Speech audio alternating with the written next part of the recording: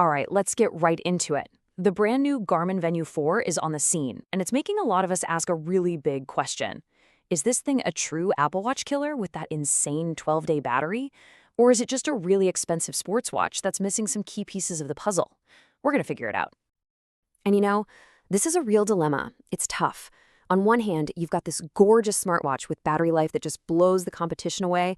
But on the other hand, it's got a price tag that puts it up against serious, dedicated sports watches. Yet it's missing things like maps. It's the classic case of analysis paralysis, right?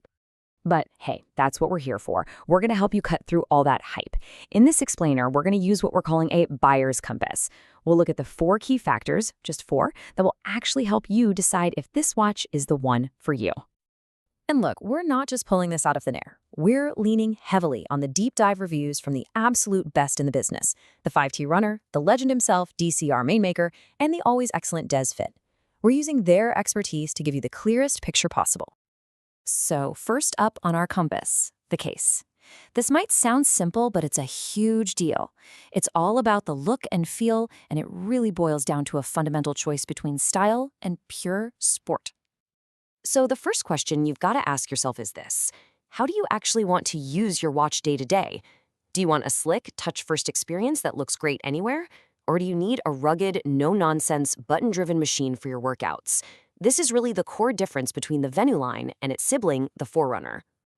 And this slide just lays it out perfectly. On the left, that's the Venu 4. It's all about elegance, full stainless steel case, mostly a touchscreen interface. It looks amazing. But on the right, you've got the Forerunner 570.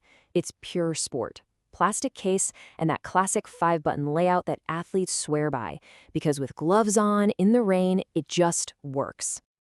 And you don't have to take my word for it. DC Rainmaker puts it so simply: if you strip away the fancy exterior, these two watches are almost identical on the inside. He says the Venu 4 is basically a Forerunner 570 in a tuxedo, and that really means your choice about the case, about that style, is more important than ever. Okay, let's spin that compass to our second point: battery life. Now, this is where Garmin has always played a completely different game, and the Venu 4, well, it's no exception. This really is Garmin's superpower. It's almost an unfair advantage. I mean, while other smartwatches are fighting to get through a day, maybe a weekend if you're lucky, Garmin is out here measuring its battery life in weeks. It's a totally different mindset. And the numbers, they're just staggering. Look at that. The Venu 4 gives you up to 12 days.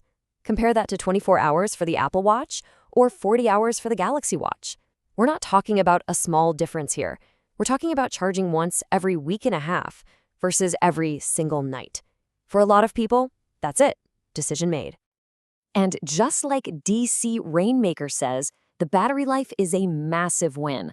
But see that little part at the end, though it lacks LTE? That's the catch. That's the perfect little pivot to our next point, because that amazing battery life definitely comes with some trade-offs.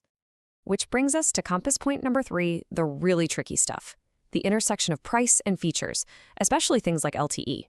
This is where the value proposition gets a whole lot more complicated. So the Venu 4 comes in at $549, and that's a big deal because it's a full $100 jump from the Venu 3. It puts this watch squarely in the premium tier. So the big question becomes, what are you getting? And maybe more importantly, what are you not getting for all that cash? This chart really puts that price into perspective. I mean, at $549, the Venu 4 is way more expensive than a standard Apple Watch Series 11, and it's more than double the price of a very, very capable Apple Watch SE. It's playing in the same price sandbox as high-end sports watches, not your everyday smartwatch. So this is what you give up for that battery life and all of Garmin's amazing fitness tools. 2 really big things stand out. First, there's no LTE option at all. So you can't leave your phone at home and make a call or get texts. And second, and this one is a real head-scratcher for a Garmin at this price, no onboard maps. You just get a simple breadcrumb trail, which is basically a line showing where you've been, not a real map to show you where to go. And the 5K runner just hits the nail on the head with this quote. He says that if you've lived in the Garmin world, if you love all their deep sports metrics, then yeah, that price tag feels kind of normal. But if you compare it to an Apple Watch that has LTE, maps, and a huge app store for less money, well, it starts to feel pretty overpriced. It really just depends on where you're coming from. Okay, last stop on our buyer's compass, the new features. If you're still on the fence after everything we've talked about, these might just be the tiebreakers that push you one way or the other. So the Venu 4 gets 3 major upgrades that its sporty cousin, the Forerunner 570, doesn't have. First, a genuinely useful, really bright LED flashlight. Second, an on-demand ECG app to check your heart rhythm. And third, and this is a big one, a whole new suite of powerful on-device health tools. And these new health features are so cool because they create this powerful feedback loop. It all starts with something called lifestyle logging. You can actually track habits, like how much caffeine or alcohol you've had, right there on the watch. And then the health status feature takes that data and literally shows you how those choices are affecting your sleep, your recovery, all those key metrics. It's a brilliant way to connect what you do every day to how you actually feel. All right, we have navigated all 4 points of our buyer's compass. We've looked at the case, the battery, the price, and the new features. So now it's time for the verdict. Let's put it all together and see who this watch is really for. The 5K runner came up with these fantastic buyer profiles, and I want you to listen and see if you hear yourself in any of these. Are you the Venu upgrader, just wanting the latest and greatest from the line you already love? Maybe you're the style-conscious athlete who needs a watch for the office and for a 10K.